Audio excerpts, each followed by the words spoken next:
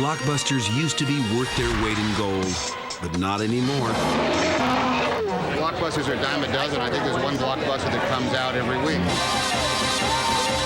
In Hollywood now, it's all about blockbusters. Bigger is better, right? I'm a save the world type of brother. Blockbusters pay Hollywood's bills. There'll always be blockbuster movies. There have to be. That's how the studios survive. Anytime somebody gives you a $50 million check, take it. I pray to the movie god every day to have a blockbuster. Though they earn little respect. For the most part, they're really unpretentious movies. They are exactly what they tell you they're going to be. They're the cinematic equivalent of fast food. But popcorn movies have gone stale. Once you start making a movie that has something for everybody, it has nothing for anybody. It's become movies that everybody goes to see and nobody likes. Instead of blazing trails, blockbusters stick to familiar ground. If the studios could figure out how to make the sequels first, they'd be in heaven. Because nobody wants to hear you've never seen a movie like it. They're spectacles that sizzle, telling stories that fizzle. Are blockbusters even movies anymore? Or are they their own entity? Are they their own life form? They're not movies for me. They're not movies for most people. Now, the action and adventure, bombs and box office, grosses and gross-outs of the Blockbuster Imperative.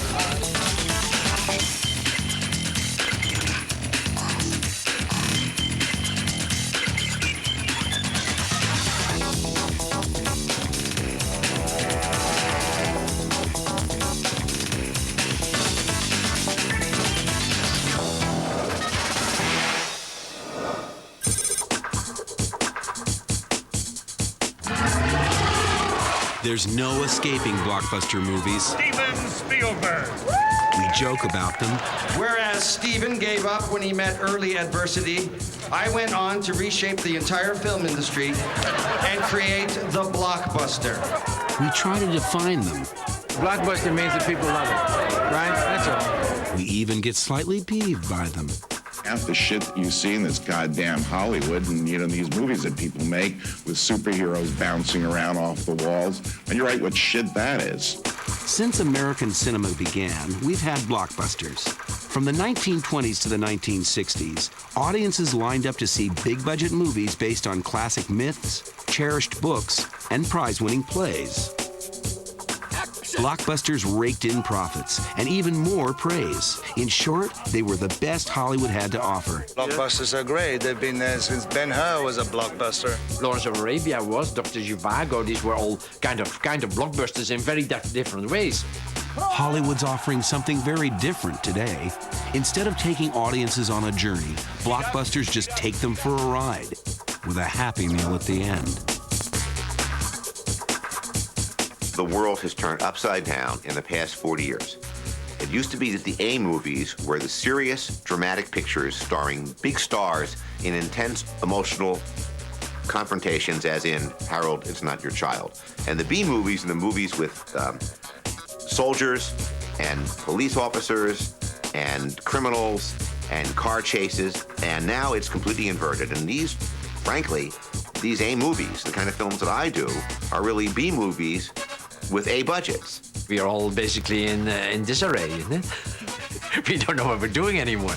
Oh, Hollywood knows what it's doing, all right. It's cross-platforming, franchise opportunizing, and niche marketing a whole new mutant species of movie, the modern blockbuster.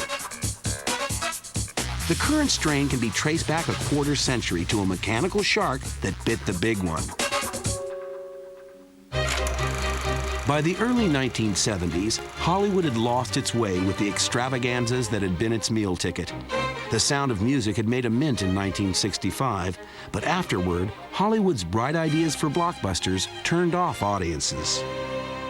That was the end of the musical at the time. They had thought that Sound of Music could be repeated, and it really couldn't. Blockbusters, the old pageantry, historical, epic blockbuster, was thoroughly dead. The world didn't care anymore. But the studios just didn't get it. As late as '73, Hollywood thought it could reinvent the blockbuster by making the singingest, dancingest version of Lost Horizon ever. The film epic is firmly rooted in American culture. And with the production of Lost Horizon, Hollywood has seized the gauntlet of this heritage. Lost Horizon, you know, I barely remember the film. You know, if someone mentions to me, I have to think, oh yes, my God, they actually tried to make that back then. Were they out of their minds? Hard to say, but the studios certainly were desperate. No one knew what movies worked, so they were much more willing to say, okay, you go off and make that crazy movie. In what seemed like a crazy choice, Universal hired 20-something director Steven Spielberg to make a blockbuster out of the bestseller Jaws. No, bring it out now! Bring it out! Bring it out! During production, no one would have predicted Jaws would be the blockbuster that changed Hollywood. The script was rewritten nightly, and the mechanical shark screwed up so much, crew members redubbed the production Flaws. Everything that could go wrong with a shark went wrong. A lot of things, you know, forced me into making certain decisions that did not involve the shark because the shark was not working for a long time. As a result, Jaws devoted screen time to its characters instead of the shark hunt. Look at that. It's a bull shark. He scraped me when I was taking samples. I got something for you. That's the thresher. You see that? Chief Thresher's tail. Thresher? It's a shark. You want a drink? Drink to your leg? I'll drink to your leg. Okay, so we drink our legs. The lack of shark footage also forced Spielberg to rely on suspense rather than sensation. I thought that what could really be scary was not seeing the shark and just seeing the water.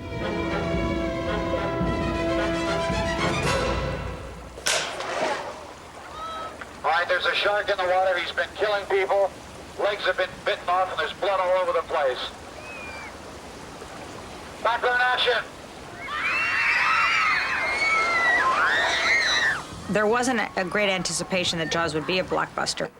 They went out hoping that the movie would work for the audience because the book had been so big. Fearing that negative word of mouth would turn off fans of the book, Universal bought $700,000 worth of national TV spots to convince viewers to see it right away.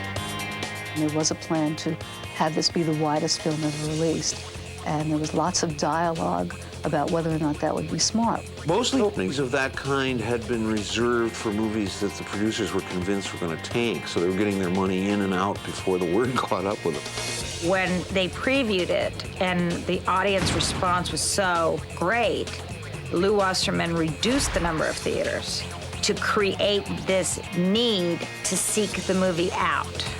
I remember Lew saying, it would be wonderful to have the press show people standing in line dying to get in to see Jaws. And so the strategy became, let's release it a little less wide. Wasserman's gamble paid off. Opening on 409 screens, Jaws devoured records in limited release, then terrorized multiplexes and grossed more than any other contemporary movie. Well, I think what got people's attention about Jaws was how much money it made. That's usually what gets people's attention in Hollywood. More than any other contemporary movie, Jaws made its money by attracting waves of repeat viewers. They knew the ending, were accustomed to the scares, but still wanted to hum the music and experience the movie all over again. Jaws is the movie that most people point to when they look at the modern blockbuster and say, okay, the day that that movie opened and began to build was the day that the movie business changed.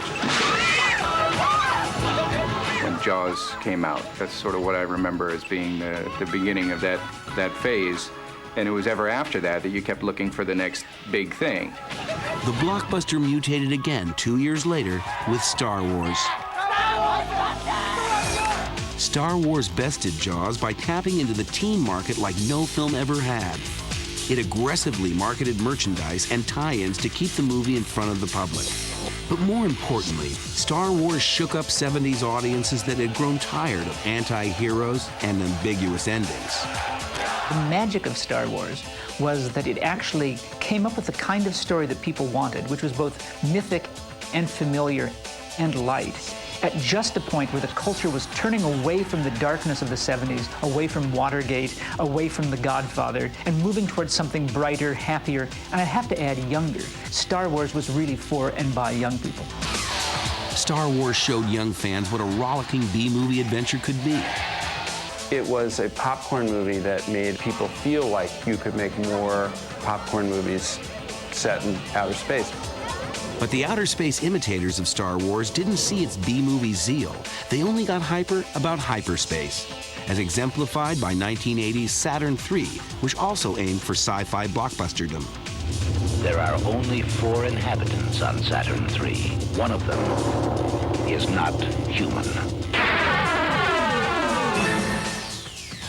To write a movie about outer space, the Saturn III producers overpaid an esteemed novelist. To keep the spaceships moving, they enriched an old guard director. To fight the droids, they threw money at an establishment star. This surely would be a blockbuster, right? Wrong. Okay, let's review. It's not about A movies or prestigious casts or old school directors. Blockbusters don't have to be classy anymore. In a certain way, a movie like Star Wars doesn't have to be very well directed. I think the funny thing is Stanley Donen is actually a much better director than George Lucas. But Stanley Donen would somehow want to make it too good in a certain kind of way. In a case like this, too good is no good. Lucas and Spielberg, on the other hand, got it right. Their collaboration, Raiders of the Lost Ark, showed you could put the biggest budgets at the service of the pulpiest stories. I think Raiders of the Lost Ark opened up a whole new genre that people had thought was, oh, that's B-movies. Those are old movie serials. Those are musty and cobwebby. We don't want to make that movie anymore. So they showed you could take something old and reinvent it in a way where it felt new. After Raiders, $100 million at the box office wasn't an occasional jackpot. It was a reachable goal of all blockbusters. I think that was the first time that studios started thinking in terms of blockbusters, and where that $100 million number became the goal for every film to reach. And then Steven had a series of movies that all did that, and it created this desire to hit the home run, to hit the long ball. And so blockbusters begin to be made. The biggest change that I've observed over the last 15 or 20 years is everybody's trying to make a blockbuster. All the studios are busy doing this. Many of them are busy doing this with 7, 8, 10 pictures a year. And why not? Raiders, like Jaws and Star Wars before it, won a Best Picture nomination. It made a ton of money. Moviegoers loved it. Blockbusters were at the peak of entertainment. No one knew just how far they could fall. Coming up, the secret recipe for blockbuster success. Executives are always trying to figure out what the formula is. Make the movie good. And later, the bigger they are, the harder they fall. The problem with Godzilla was the script I wrote. I didn't write a good enough script. When we return with the Blockbuster Imperative.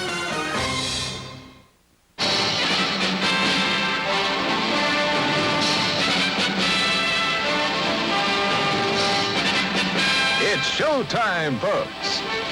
Enjoy the show.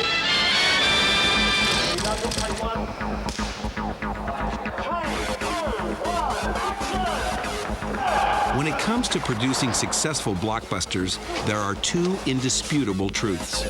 The first is well known. Somebody knows a goddamn thing. The second truth, that no one admits to the first. Instead, Hollywood is always trying to prove that it knows how to make a hit, and it does so by having movies follow time-worn formulas for success. Producers Don Simpson and Jerry Bruckheimer didn't write, they didn't direct. But in the early 1980s, they created a template for the blockbuster we know today. The producers are the people who are responsible for the elements of the picture and making sure that it stays on track. Various producers do different things. We do it differently than some people, and we just have found our own way to do it. In films such as Flashdance, Beverly Hills Cop, and Top Gun, Simpson and Bruckheimer advanced a radical notion that it wasn't only what went into a film, but what buzzed around it that made it a must-see movie. Let's just make a movie that everyone is going to think they have to go and see, whether it's because of the star or the story or the ad or the marketing campaign or the sunglasses that we put on our actor or the song that everybody's singing. Everything counts. I mean, we come up with the ideas, we promote the pictures, we're hands-on producers, we're there every minute. We make sure that it's presented to the public properly also. I think people like to think that somehow maybe someone like Simpson and Bruckheimer would sit around saying, how can we sucker people into seeing rubbish?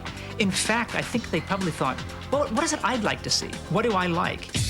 And Simpson and Bruckheimer liked what America liked. Storylines that were as simple to grasp as TV commercials, songs that were on the top 40, and pacing that would be at home on MTV. High art could take a hike. It means basically telling the audience what to think or feel at every possible moment. When you see a Simpson-Bruckheimer film, you don't think, gee, I wonder what this scene means. In their signature blockbusters of the 80s, Simpson and Bruckheimer matched stylish looks with tried and true plot lines. First act is you got a clever guy who's really attractive and really interesting, but he's sort of flawed and he's kind of arrogant. In the second act, bad stuff happens to him. He loses the girl, he has an accident, he's not going to make it into Top Gun school, and he's been challenged by something that is going to make him figure out whether he's a real man or not. In Act 3, it turns out he's a real man, and he gets the girl, he wins the race, he goes to flight school. A, B, C. So simple that, you know, an idiot could understand it, and so universal that all the idiots can appreciate it. We're in the transportation business. We want to put you in a room for 2 hours and take you to a different place in a different emotional space. And when you come out, you go, that was fun. With the Simpson and Bruckheimer formula, any kind of movie could be a blockbuster. They took the Deader Than Dead musical, gave it an MTV flair, How you like that? and ended up with Flashdance. Beverly Hills Cop put a hip spin on a fish-out-of-water story. And Top Gun reinvented the squarest genre of all, the rah-rah military movie. Each of these movies cost less than $16 million and grossed more than 10 times its budget. Our budgets have been not only reasonable, they haven't been inexpensive, but they've been right in there in the average level, and we keep them within those confines. Well, I think the early Simpson-Bruckheimer films made so much money in relation to their costs that partly what happened was there was an unrealistic sense of how profitable their films could be. Since we're making so much money, let's make even bigger and cooler movies than we did before, because we'll still make that kind of money. But they didn't. Simpson and Bruckheimer's focus changed in the 1990s when egos and budgets swelled as fast as the grosses. They demanded outlandish perks, got in bed with stars instead of up-and-comers, and hired as many as 12 writers to follow their vision. They were now dictating a whole new formula for Hollywood to follow, that of the out-of-control producers flying high on someone else's dime. There's a lot of whose dick is bigger contests going on among the studios. Egos always have been, always will be a large part of Hollywood. And for Simpson, it was a bigger ego trip to steer the $60 million Days of Thunder while dressed up like a race car driver than to nurture the next inexpensive Flashdance. Their system began to fail with a movie like Days of Thunder, which cost a lot of money and didn't really make very much money. Every producer of movies at some point has to take a drop. You know, you can't just keep floating these balls in the air. Eventually, a ball has to come down, and their ball came midway down. But because they represented the excesses of the 80s, what was probably a profitable movie became painted with a brush that was designed to just take them down. In the 90s, even after the disappointing Days of Thunder, the company didn't revert to its previous winning ways. Bruckheimer's formula got movies made, but was no guarantee of outrageous success. The danger with the formula movie is that you're going to end up with something like Gone in 60 Seconds, which is a movie that did not take advantage of Nick Cage and his ability to be, you know, interesting, given something to do. Lots and lots of stunts, no story. The stories might stink, but when even clunkers like Gone in 60 Seconds break the $100 million barrier, there's not a whole lot of incentive to reinvent the wheel. When I'm handed a budget of $100 million or more, then suddenly there are pressures on me as a filmmaker to make it as homogeneous a product as possible. And it's not very exciting because you've made it as bland as you possibly can, so as to offend nobody.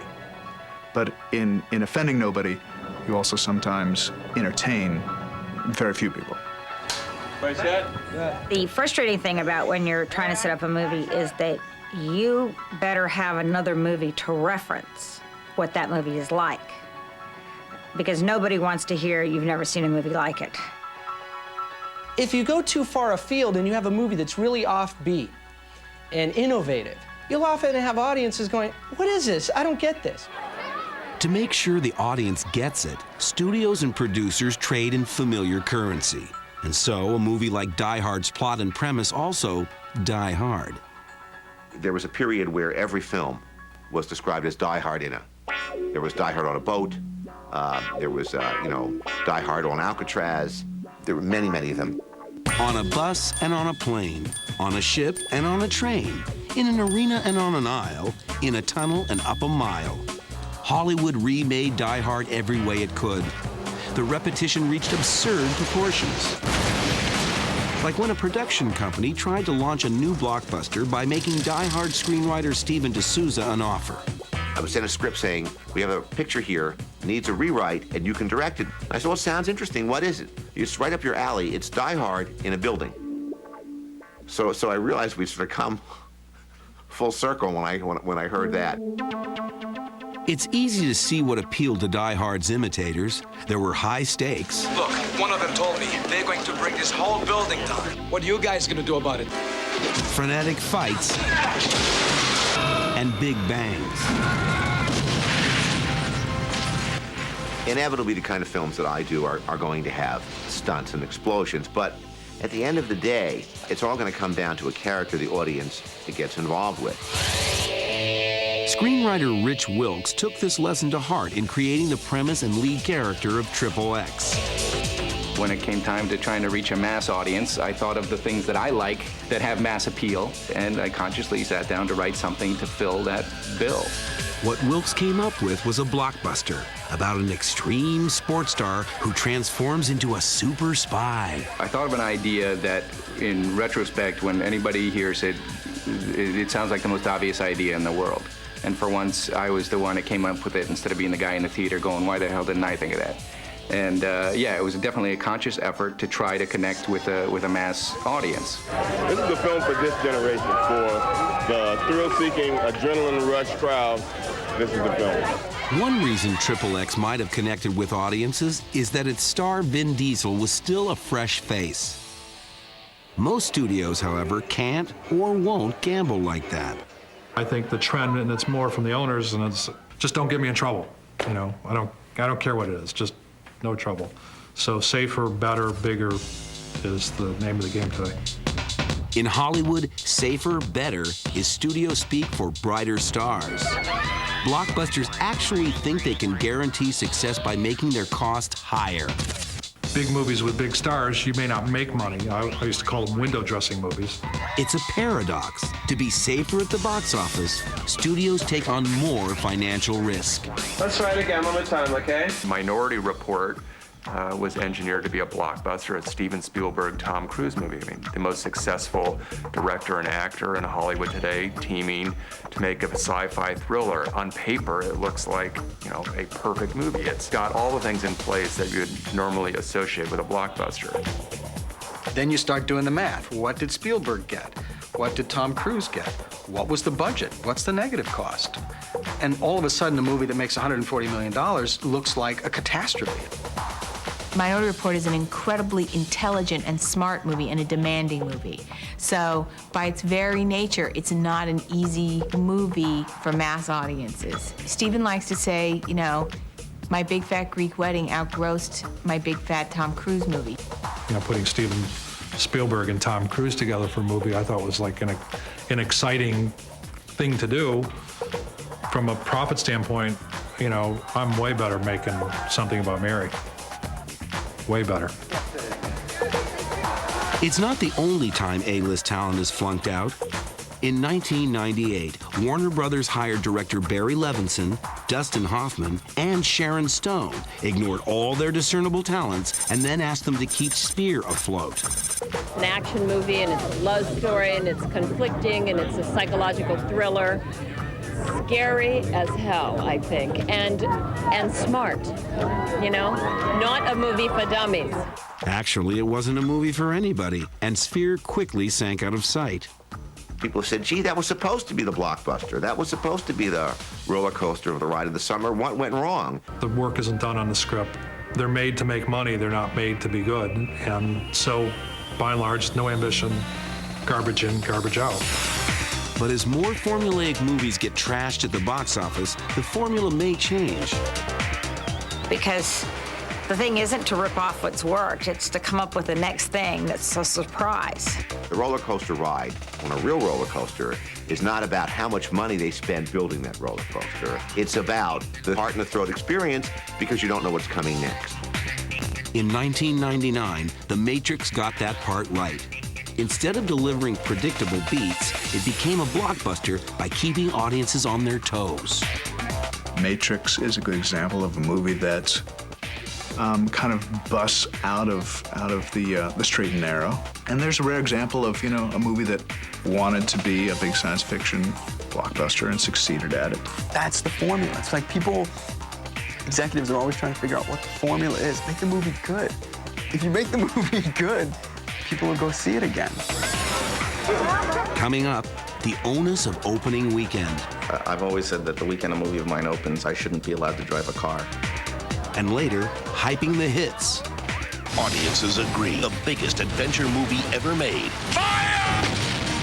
is a ride worth taking. I don't care what it costs, I got my money's worth. When we return with the Blockbuster Imperative.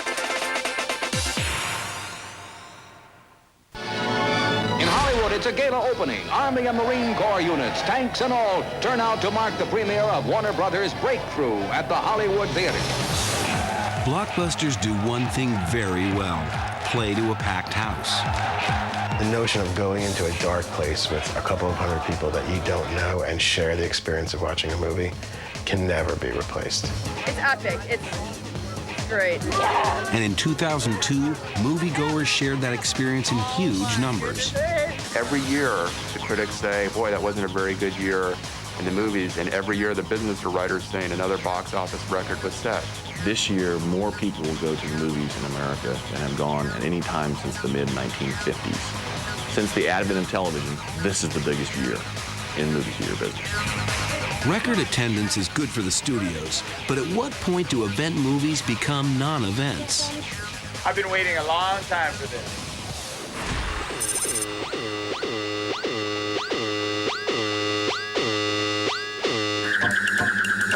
During the same 4 decades it has taken ticket sales to get back to 1959 levels, the communal American experience has drastically changed.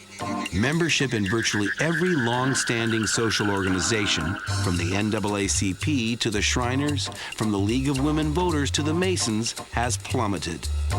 So many of these social organizations that used to be the fabric of society have peeled away. People don't bowl together the way they used to. They don't belong to Lions clubs the way they used to. People are looking for the kind of thing that actually brings them together. And actually blockbusters are one of those things when a movie like Independence Day plays.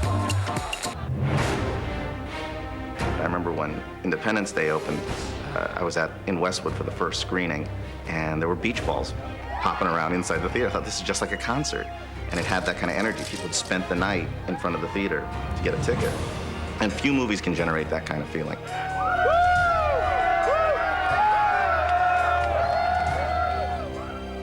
It's a party is basically what it is. It's a huge-ass party. For some viewers, blockbusters serve as rare communal events in increasingly private lives. And in serving such a function, blockbusters are distancing themselves from mere movies. Well, I think that it's a mistake to think of a blockbuster as being any kind of ordinary movie. In the same way, it would be a mistake to think of the Super Bowl as being a football game. Of course, there is a movie at the center of it, but you have an entire enterprise, and the audience is connected to that enterprise. They want to be part of this big, embracing event that is more than just a movie. In Hollywood, a blockbuster's opening weekend is its Super Bowl, and the pressure to win it all is just as big. Well, I read a quote of Stacey Snider's recently where she says, "I love to make movies, I just don't like to release them." And I totally understand that. It's what every marketing executive dreads is that opening weekend of his next film. It's the worst couple days of your life. I mean, I've always said that the weekend a movie of mine opens, I shouldn't be allowed to drive a car. I mean, you just go insane with the pressure. On opening weekends, blockbusters take their years of work and rivers of expenditures to be judged before the community of viewers they're trying to attract. And what happens is, on one Friday night, after working 3 years on a $100 million investment, the dice are thrown, and at 1 o'clock in the morning, the distribution head calls the head of the studio and the producer and says, the news ain't so good. Wait a second, that's insane. Movies such as Sound of Music used to play in the same theater for a year straight. Sure, things changed in the 70s, but how can any movie's success depend on just a few hours on a Friday night? If you look at how box office numbers evolve week to week today versus how they evolved week to week even 3 or 4 years ago, you see something that's dramatically different.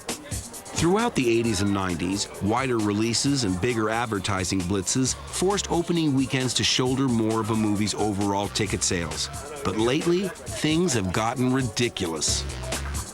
The movie used to do about 1/5 of its business opening weekend. Now it does almost 1/3 of its business opening weekend. It used to be that they would say, we know how successful a film is going to be after the second weekend. Talk to me after the Sunday night of the second weekend. I'll tell you how your film's going to do at the box office. Now sometimes they're making projections for the box office longevity on the first Friday night. So if you can't get instant traction in the box office, you're going to be replaced by the next movie that comes along. You are essentially rotting fish. You have an expiration date on you, okay? And if someone doesn't eat you before that date, you're going in the garbage. In other words, Hollywood keeps pushing its own products off the shelf. Why in the world would the studios keep following such a business model? Believe it or not, it has something to do with money. The first couple weekends, the studio keeps the lion's share of the box office. And as each week goes by, the theater owners get a larger and larger share. So they want to make as much money up front as possible. People don't understand the way the economics of the movie theater works. The opening weekends, the studios can take 90% of that ticket price. So when they're coming through the doors, you know, slapping down $8 at the theater, keep in mind that that's not where we're making our profits. We're making our profits because you've also been kind enough to buy some sodas and some popcorn. See for yourself the delicious treats, drinks, and snacks awaiting you. And in 2002, most of that popcorn was sold in conjunction with popcorn movies. Of the 1.5 billion movie tickets sold, nearly half went to just 5% of the movies. In other words, the blockbusters. When studios see numbers like that, it's no wonder their focus keeps shifting to big event pictures. And as long as Hollywood markets blockbusters as must-see occasions, audiences will follow along. The first weekend, I mean, there is something about, I think, the young male audience in particular, to have been the first to see that movie, to have seen it that first weekend. And that's one of the reasons that it's our biggest grossing weekend. The culture dictates that if Spider-Man comes out this weekend and you're 18 years old or 16 years old, if you don't see it, you have nothing to talk about on Monday. You're out of the group. That may be sad, it's true. That kind of peer pressure can send a lot of people to the theaters. Some franchise blockbusters, on the other hand, aren't merely events. They actually beget temporary communities. Basically, what we're doing here is we're lining up for Star Wars Episode 1, The Phantom Menace, which comes out on May 19. We got here on April the 7th, 6 weeks in advance. It's no wonder studios are always on the hunt for the next franchise that can engender that type of loyalty. Hollywood's in this mode right now where they want to get out of the risk business. And they think that the most effective way to cut down on their risks is to do a brand name product. A franchise is what Hollywood is more interested in today, and that's the recurrent blockbuster. Spider-Man, Spider-Man 2, Spider-Man 3, Spider-Man 4, TV shows, comic books, cartoon shows. So I think that's the important distinction. Blockbuster is contained, hit, a franchise is an ongoing cash cow. Joel Silver summed it up once best. He said, if the studios could figure out how to make the sequels first, they'd be in heaven.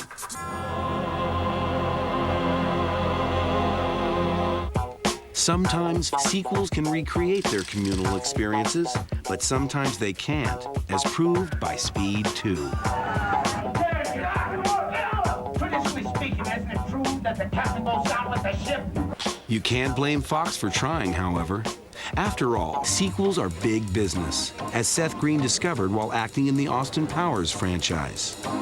In the first movie, I was in a little Vietnamese hot box called a honey wagon, which is basically one trailer with 10 closets, and that was my trailer. And by the third movie, I had like this ridiculous motor home that, you know, families in tornado-ravaged communities would give one of their children to have. It's kind of excessive, but hilarious. You know, these are the perks of becoming successful.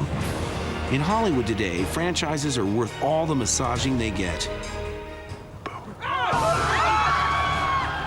Universal, for instance, made a mint on Scorpion King, a prequel spun off from a sequel that followed a remake. That's proper business management. We took the franchise of The Mummy, and from that we created the sequel Mummy 2, and then we spun off a different character. We picked a character right out of The Mummy, and were able to create an incredible franchise. Think of how many franchises you can create with just picking characters from Blockbuster films. It just continues to feed the desire of audiences, and we're in the sequel business, and I think the industry will remain in the sequel business. Sequels keep getting made because filmmakers so rarely capture lightning in a bottle. They're not always better movies, but they have whatever was in that first movie, and then they crank it up a little bit, and audiences love it. When movies work, they work for everybody in exactly the same way in every audience. They laugh in the same place, they gasp in the same place, they bite their nails in the same place when it's done right. It's a cathedral of entertainment, and everybody knows all the words to the hymns. And that's the problem. When blockbusters become so deliberately standardized, they become non-events. I went to see Showgirls opening night, and I, like every person in that audience, had seen all the ads and was completely enticed, and I'll say suckered. And within 5 minutes, we all knew it wasn't the movie we expected. However, we suddenly became unified in our lambasting of the film publicly. You know, we all sat there and criticized it vocally, and nobody cared. It wasn't like, hey, shut up, I'm trying to watch this. You know, it was like, yeah, she is funny, huh? You know, it became a different kind of event, and I love that. Coming up, blockbusters that go bust.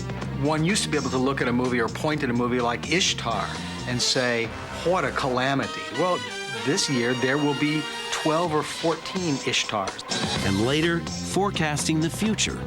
All the films are thinking they're going to be my big fat Greek wedding. They're going to be my poor miserable experience. When we return with the Blockbuster Imperative.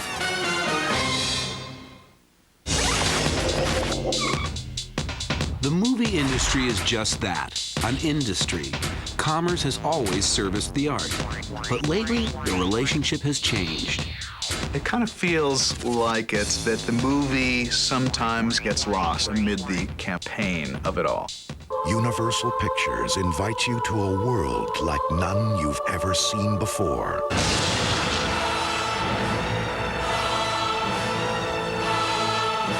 Marketing campaigns were once tailored to befit the movies. Now it's the movies that have to fit the campaigns. Kevin Costner. Waterworld, rated PG-13. The problem is the movies now tend to conform more and more often to what works in a 30-second spot. Marketing is starting to tell our stories for us. 20 years ago, marketing costs for movies comprised a fraction of the production budget. Now the cost for marketing an average movie are quadruple the budget for the first Star Wars. To create presence in the marketplace is an achievement that requires enormous capital, enormous intellectual capital and financial capital on the part of a company. And therefore, what we're looking for is some way of guaranteeing the success of those marketing costs. And that's the paradox. The paradox is that Hollywood is making its movies easier to market in order to make its marketing easier. How often are you going to make a movie that's much more sophisticated, has a much more hard-to-sell premise, when you can say, J-Lo's a maid, she falls in love with a rich guy. That's the whole movie in 6 seconds. That's the kind of movie Hollywood wants to make. It all seems so silly until you step on the battlefield, which is more crowded with competing blockbusters than ever before. For instance, in 1993, only 3 movies cost more than $80 million in today's dollars. In 2002, 24 did. The marketing is gigantic. The biggest heartache you can ever have as a filmmaker is to make a film that you're really proud of and have a campaign that you're not. I think that the model really is sort of fairly bipolar, and if you invest in the production cost, you have to invest in the media. That's the way the formula works. But far too often, noteworthy campaigns plug unworthy movies. Reviewers call Pearl Harbor a film of stunning banality. But its marketing strategy was memorable, highlighted by a premiere taking place on an aircraft carrier. I'd hate to have all these guys come out here and see the movie and not like it, and these men and women. Well, I think the movie's 89.9% accurate. We're going to, in a little while, be watching the movie with people who actually went through the attack. You kind of get into it too much. You know, you think, well, why don't we go over and bomb Tokyo now? As each of the years has gone by and the hype has gotten bigger and bigger and bigger, the cynicism level about them has risen. So that by the time you get to Pearl Harbor, the art of the hype was so far superior to the actual product that the public, they don't like it. The ability to sell something well means that the product itself might be hidden, and once people get to see it, I think that's when you get those movies that disappear after 1 or 2 weeks. To make sure they leave no movie behind, studio marketing departments use all sorts of high-tech weaponry to grab territory, movie screens, overwhelm the enemy, other movies, and capture the hearts and minds of the civilian audience.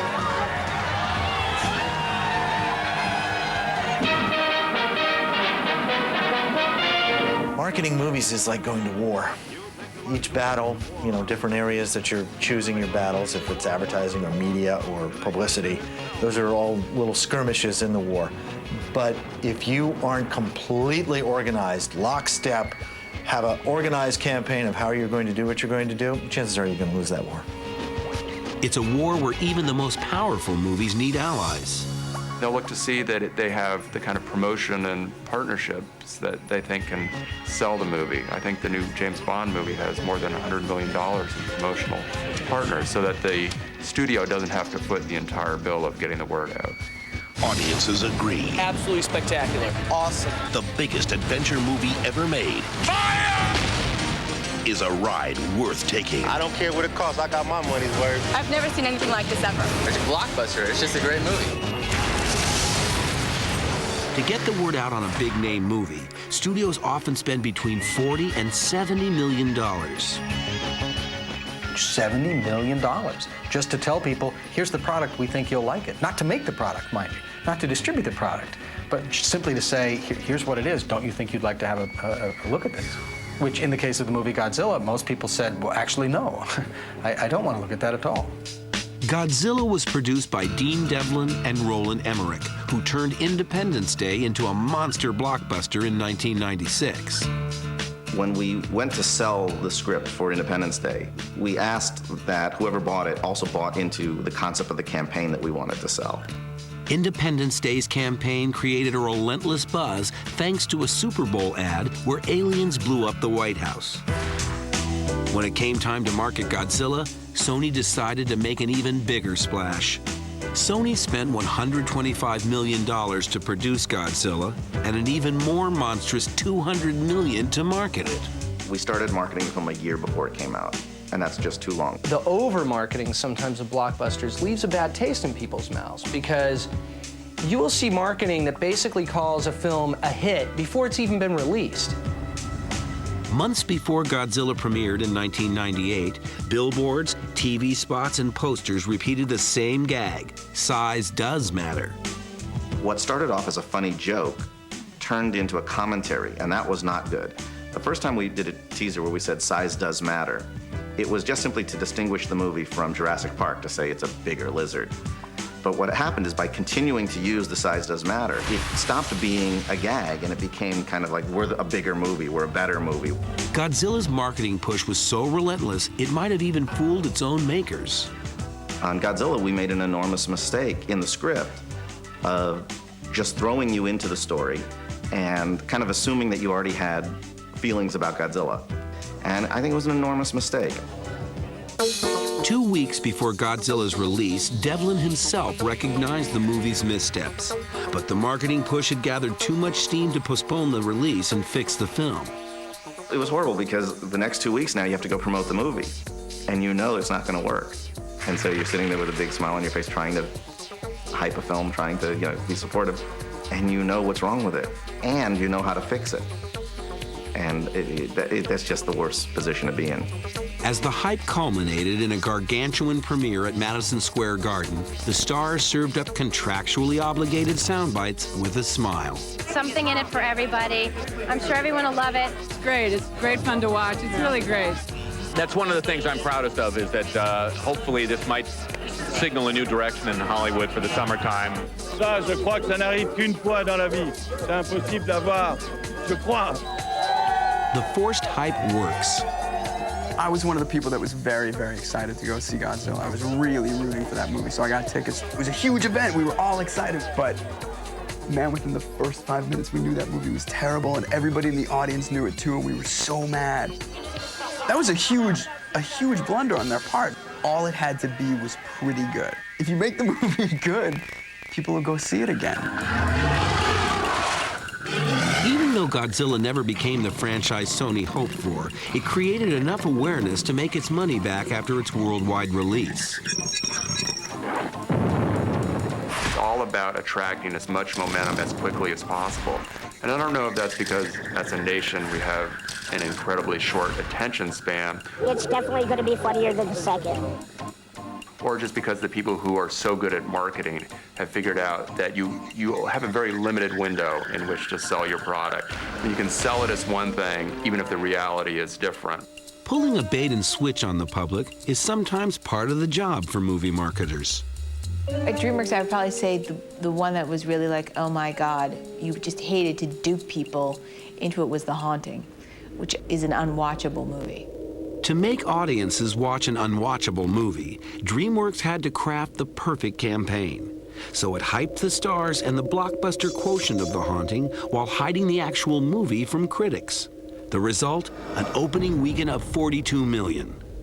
You look at the number, you say, oh my God, that is so fabulous, $42 million. We put this over, okay? And then you hate yourself because you put it over. And it didn't deserve it. People didn't deserve to plunk down their money. They thought they were getting something that they weren't getting. The Haunting is a case where the marketing department saved the ass of the production department. You could call it victory mixed with self-loathing. It's not an admirable thing. You know, bamboozling large numbers of people is not an admirable business. Admirable, no. Necessary, yes. Because blockbusters are so expensive now that they have no choice but to capture every moviegoer they can find. One way studios do this is by winning the turf battle over release dates. In Hollywood, it's known as staking your tentpole. I think that studios need a blockbuster. They need a tentpole film. The advantage of a tentpole film is that once you stake that weekend, people will try and stay clear of your weekend. And then you can do a lot of marketing support. Puts the flag in the sand and says, that's our date. We dare you to come against us. And there's an enormous advantage to that. But you can really only do that with a certain kind of movie. If you do it with a smaller film, some bigger film is going to come on your weekend and wipe you out. The sequel to Vin Diesel's Pitch Black franchise has staked its claim 14 months in advance. You're not afraid of the dark, are you? I already know that I'm going to be in the theaters May of 2004 with this film. So yeah, they line up their cannons way, in advance of the battlefield, and they start firing early. And if you're a tentpole movie, you're out in a heavy market. You're out in the summer or you're out in Christmas, and everybody's competing for a date. And you stake your claim. Like X-Men 2 is May 2nd, so we stake May 2nd, everybody else moved away.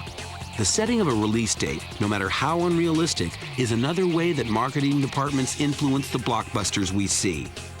The pressure of the release date really hurts because you don't have time to have a second thought. You're just working to a clock. Dr. Johnson said, when a man knows the date of his hanging, it greatly focuses his mind. But nonetheless, if something unexpected happens, what do you do? In Hollywood, marketing departments demand you stick to your guns, even if the movie itself is rushed. I mean, we're going to be very tight in our post-production X-Men 2, very tight. But would I move that date? Never. I think it is the best date we could have. But recently, marketers have not only advised when to release a movie, but what to release as well. You would never ask a marketing person, do you think we should make this film? Because the job of the marketing exec is to market the film. That was your job. Now everyone is involved into the game. Everyone has to put in their 2 cents. And if a film is not marketable, sometimes it just doesn't get made. When we greenlight a movie, we have the marketing and distribution people involved in the process, to the point of even talking about what the trailer and television commercial for the movie is going to look like. And when marketing people talk, production listens. Scooby-Doo is a great example of reverse engineering. Its DNA is kind of stamped with Blockbuster from the very beginning. Scooby-Doo wasn't born in a filmmaker's imagination, but rather hatched in a merchandising department. The history of that movie is the merchandising side of Warner Brothers approached the studio and said, if you were to make a Scooby-Doo movie, we could sell $20 or $30 million more in toys. So it's the toy division telling the movie division to make a movie. The movie division finds out a way to make that movie. The reverse-engineered movie might not have been a hit with critics, but it made an astonishing $55 million on its opening weekend. Scooby-Doo is just incredible to be part of this iconic show, this show that has outlasted any other of its kind. It was intimidating and daunting and so much fun. But as much as marketing departments influence our movie choices, it's the moviegoers themselves who actually determine what's a blockbuster. A big danger is when the studio tells the audience that this is a hit before it's a hit. And very often it can cause resentment. Audiences love to discover film and accept it as their own film, as something that they found. They want to say, hey, I've made that film a blockbuster, not the studio. They'd basically say, you know what? You don't tell me what a success is. I tell you, which is the message of My Big Fat Greek Wedding, is the consumer saying, we make blockbusters. You don't. I love when Big Fat Greek Wedding kicks ass at the box office too, because it just makes all those marketing guys and all those numbers men just take a step back. Just gives them a brushback pitch. Anytime we can do that, yeah, it's a good thing. Coming up, the Titans of Tinseltown. They're making movies for teenagers. They totally rule everything. And later, mixed messages and mission statements. I think almost any executive would have rather made Ishtar than the gun in Betty Lou's handbag. When we return with the Blockbuster Imperative.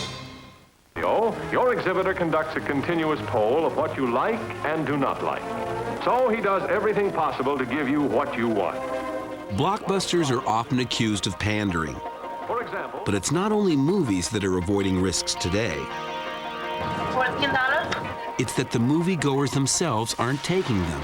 And in the name of serving their non-demanding audience, the makers of blockbusters have stopped demanding quality.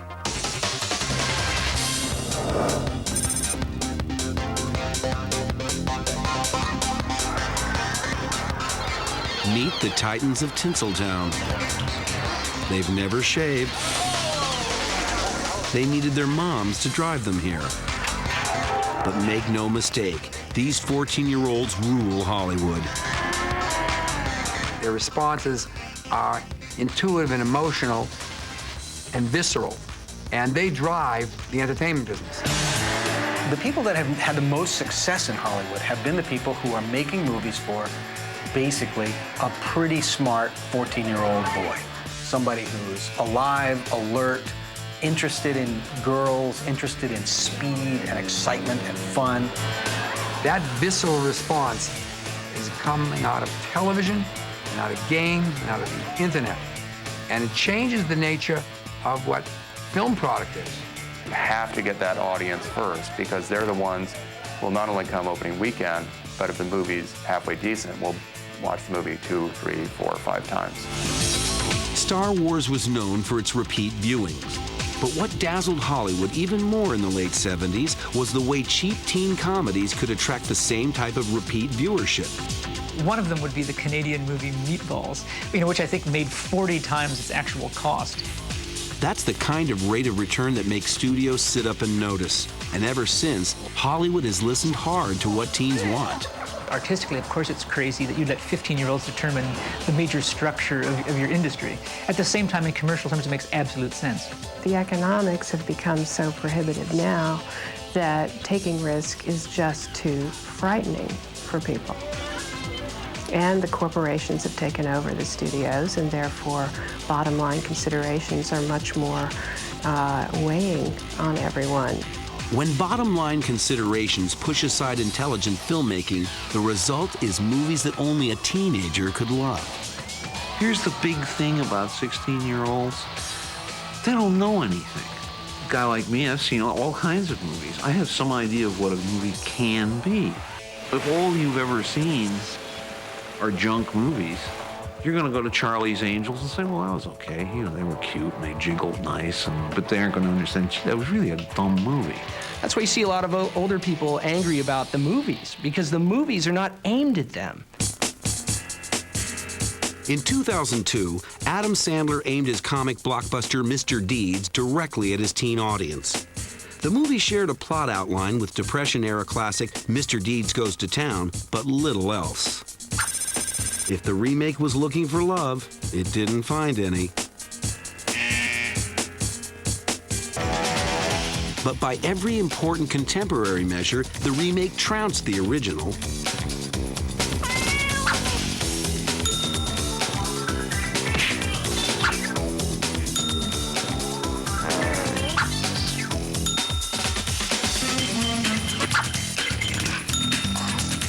Teens turned it into a blockbuster that grossed 20 times the sum of the original, even when adjusting for inflation. When you're making big budget movies, they're intended to go out there and make a lot of money. And so that's the purpose. So therefore you want to please the audience that's going to pay, that's going to make it be a big smash hit. The tail starts to wag the dog. You have to get those kids in the first weekend, because you may not be able to hold on to the theaters. And to get the kids in that first weekend, you make movies that are almost exclusively aimed at kids. Narratively, blockbusters don't demand much of teens, and in return, teens don't demand much from movies. I think most teenagers don't decide what they're going to see till that day. I think there's a real pack mentality where they all drive to the mall, and whatever's starting next is what they go to. Older audiences are different. They do research. They read. They want to know, is this worth spending the money I've worked for to spend it on this movie? Is it worth it? Whereas kids, it's more disposable. With this disposable income, teens are buying tickets to equally disposable movies. I think movies have become like a nice ice cream. It's never hitting you anymore. It's never something that you think, wow, that's something that means something for me. It's more, oh yeah, and then you go out and you forget it. I mean, there have always been movies on the surface, but the big movies tend to be more surfacey, and there's no depth. There's no depth in it, so when people leave, there's nothing to talk about. It wasn't always this way, of course. Audiences used to demand a lot of storytelling bang for their buck. I think what also changed is that David Lean made movies for adults, and everyone else came, because there was a scope and an epic feeling to movies. Blockbusters today are made for kids. It's harder to get adults to be interested in a subject matter that fascinates teenagers than the other way around. To see how much blockbusters have changed over the years, check out these World War II epics. Both ran about 3 hours. Both were expensive for their time. Both were box office smashes. But in the hands of director David Lean, a blockbuster was one thing. In Michael Bay's, it was quite another. The narrative of Pearl Harbor really has not the strengths and the depths of the narrative of Bridge on the River Kwai. Bridge on the River Kwai has to do with human madness, isn't it? It's such a story about the human mind. It's about how we are. I mean, how crazy we are all. In Pearl Harbor, it's all about how wonderful we are. Okay, so we've abandoned blockbusters that plumb the depths of the human soul. But is it really fair to say our movies are unformed just because teens are? After all, teens aren't the ones making mindless blockbusters, it's adults. One of the funny things about the film industry is that everybody poo-poos certain things and then continues to do it. They'll say, oh, well, blockbusters are stupid, but I personally have to make this particular blockbuster for this reason at this point in time. Every couple years, I got to make a movie for Rose, my kid. Well, this is popular culture, and what am I? I'm a popular entertainer, I hope. Everybody's doing it for money. The studio's doing it for money, director's taking money, the stars are taking money, and they're not doing what they got in the, most of them are not doing what they got in the business for. Everybody ought to know that they're in rented chairs. You know, that sooner or later the day will come when they're going to be replaced. And so that the mark that they make ought to be the pride that they get from making something really good. Time to shop. But should filmmakers be ashamed of making blockbusters? Have they sold out their integrity? And certainly people that liked my Dutch movies better than what I did here, they certainly think that I sold out. Why not put the effort into something that's totally fun to work on, that people love when they see it, even if it isn't, you know, a Chekhov play? I was asked that question, having made Rain Man and Color Purple. Why are you making Batman? What's wrong with having fun? It'd be fun to make. Oh, I should be bored. I should be unhappy. I should be pitied, painful. It should be difficult. I should only make stories about, you know, people sick and dying. No, no, no. You don't get any reward for making a commercial film other than making money. The press doesn't pat you on the back for it. You don't win awards for it. You won't have articles written. You won't get retrospectives done. But the audiences enjoy the films. To me, a phenomenal French cuisine dinner is great, but sometimes a good hot dog is all you need. And I'd like to say that we make pretty darn good hot dogs. A sizzling and satisfying hot dog. Hot dogs are fine, but if you eat too many, you get sick. Sometimes you need a good cinematic meal, and it's no longer on the menu. The problem is that the companies that used to make the movies that we would consider to be maybe a little artier, maybe a little more daring, maybe a little less beholden to commercial instincts are now themselves making blockbusters. Miramax would be a great example. Miramax is in the Spy Kids business. That's what's different about Miramax, that they would have broadened their formula to say, even we have to make sequels. That's something you wouldn't have imagined them doing 10 years ago. In other words, it's not just teenagers who've been bewitched by blockbusters. We all swallow Hollywood's con that big event movies matter more than other pictures. As a result, we pay attention to budgets that push the envelope, but not stories that do. That is not healthy. It's not healthy for the movies. It's not healthy for the consumer because you are no longer looking at art, you're looking at commerce. And movies, since they were born, have always been both, but art mattered.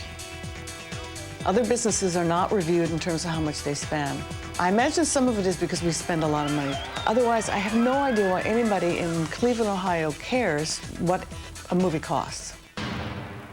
But they do care, as writer David Toohey learned during production of Waterworld in 1995. There seems to be one film at any given time that the sharks circle.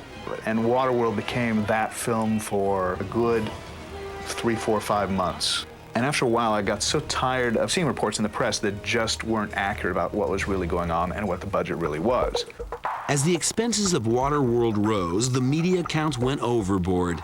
They were judging the merit of the movie based on the escalating budget. There's no denying that the budget was soaring. but people were equating that to the quality of the finished motion picture, when nobody had seen the finished motion picture at the time, because I hadn't seen it, the director hadn't seen it, the studio hadn't seen the movie at the time. So I just stepped in and took out a full-page ad in Variety, in Hollywood Reporter, and basically telling the industry to shut the hell up. This is the hand that feeds you. Why would you criticize a movie before you've seen it? Criticize the budget. But until that day in which they start basing ticket price on the budget of a movie, you've got no complaints. A gigantic flop, they said. Oh, it was a disaster. Look at Waterworld. Kevin Costner. The film made a ton of money. Come on, I'm looking out the window. I don't see anybody giving that kind of money away. The truth is, the media and the complicity often of the studio, and even sometimes the artists and the directors, created a perception, an expectation of this level of success. And when it was this level of success, it's a flop. And when indeed that level of success below it was gigantically successful. Of course it was. Because despite our skepticism, we keep buying tickets for the thrill rides of the summer. We know that they'll satisfy our modest demands for entertainment. The idea of the blockbuster is make a movie that goes right down the middle, just enough right down the middle that there's something in it for almost everybody to either tolerate or get excited by. Well, there's no question that studios do shy away from controversial material because they don't want to antagonize or alienate any potential audience member. Absolutely. What a way to make a living. And like blockbusters themselves, risk-adverse filmmaking has now gone global. I was amazed when I was in Europe a couple of months ago when I was in Holland at the film festival. There were all kind of young directors, and they were all talking. The whole conversation basically was about what is my target audience.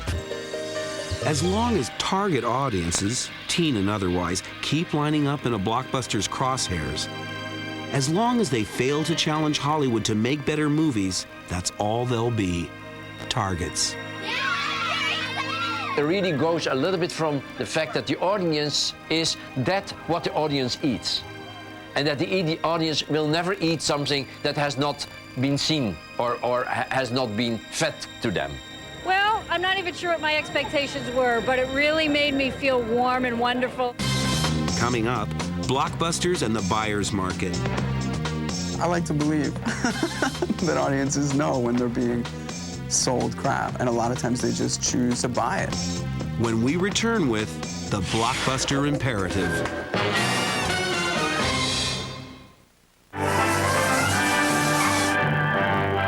Hollywood lures audiences with giant theater screens, and pictures get bigger and bigger. Though big pictures get Hollywood's attention, sometimes it's the smallest films that become blockbusters. Take the Blair Witch Project.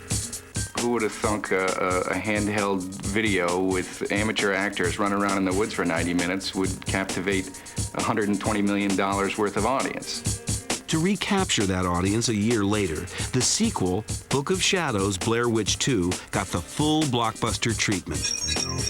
Surprise blockbusters that come out of nowhere. They get cloned, and Artisan, which distributed Blair Witch, tried to clone it with a sequel, and it was a fiasco. The fiasco raises the question, is there a future in pursuing blockbusters?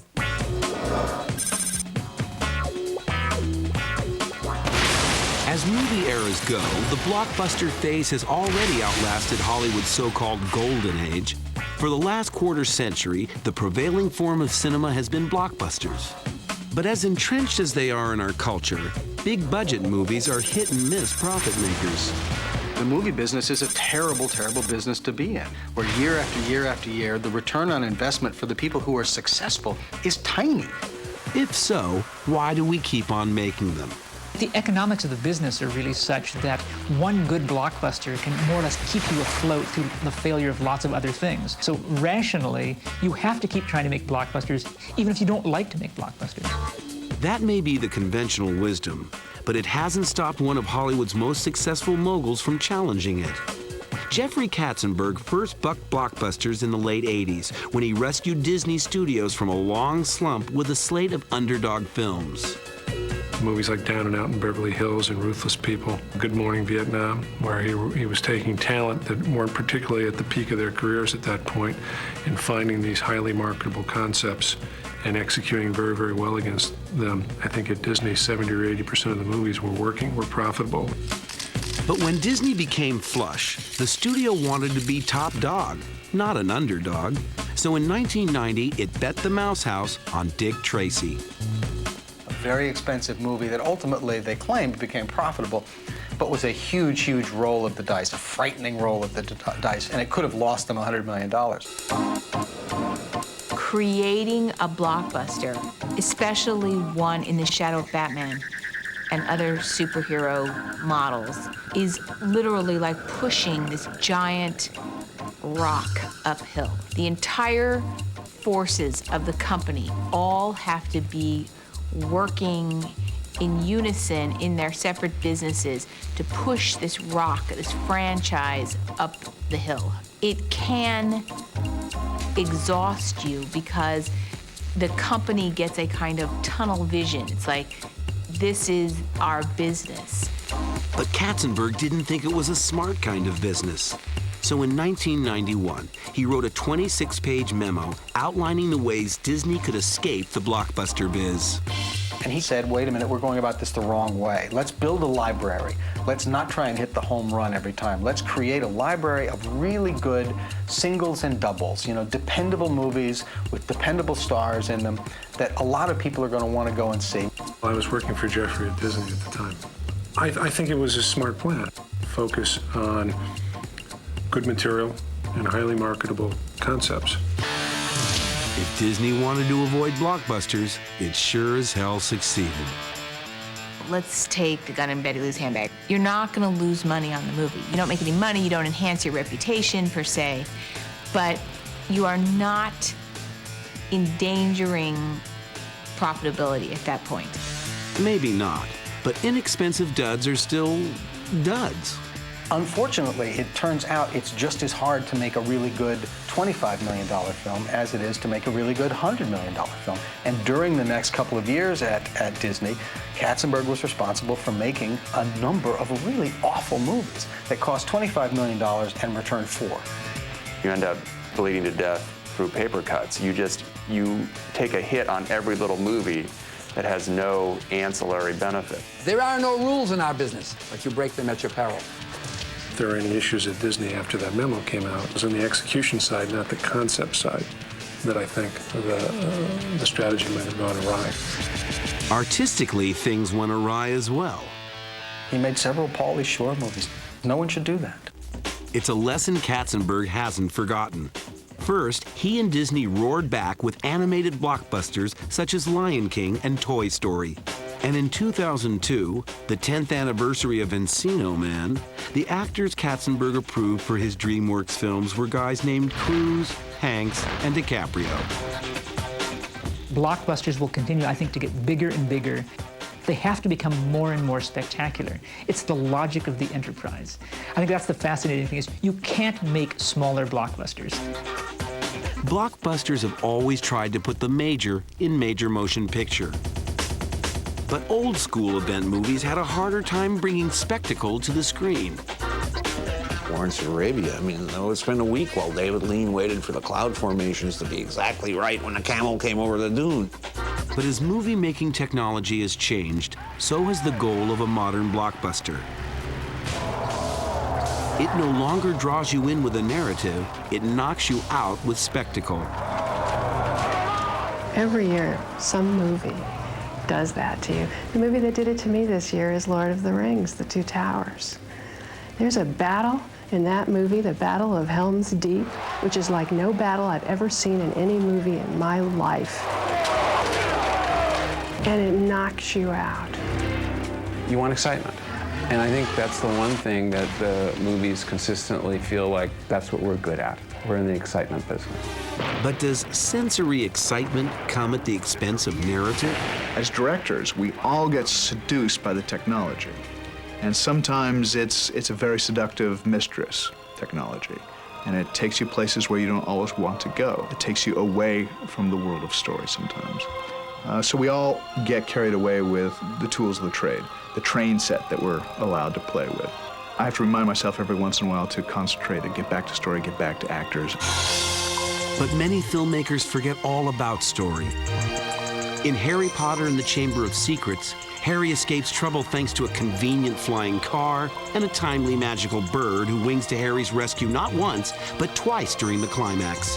He's saved literally by special effects. Narrative devices such as plot payoffs and character arcs play no part. I don't think people really know how to write that stuff for the movies anymore, and I don't think they're particularly encouraged to. It's not what's going to sell the movie. It may sell it to me, it may sell it to other grown-ups, but it's not going to sell it to a kid. He doesn't care whether it's smart or not smart. If it's smart, it might pass over his head, for Christ's sake. You don't really want a dramatic build because that gets in the way of doing a lot of the spectacular stuff that you want to do. It's as though the movie has to stop in order for there to be the spectacle put in order for the movie to sell. Okay, so that's what Hollywood's selling. But do we have to keep buying? The fact is, we keep going to see bad movies. Hollywood is going to keep making bad movies. The people that are writing the checks and pushing the button on the green light are people who are in the business of making money. And the product that they're using to make that money is motion pictures. If we were telling them that we will not see movies that are not as good as Casablanca, I promise you they would stop making Bring It On.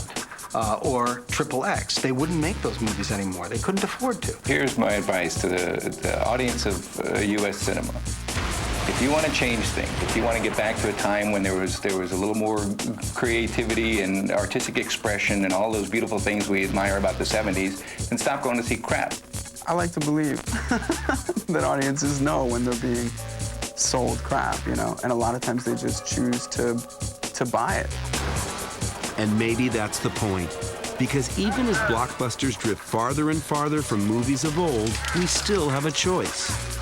So although it's easy to bemoan the fact that we've lost the world of movies to blockbusters, you could just as easily say, well, now we have blockbusters and we have movies.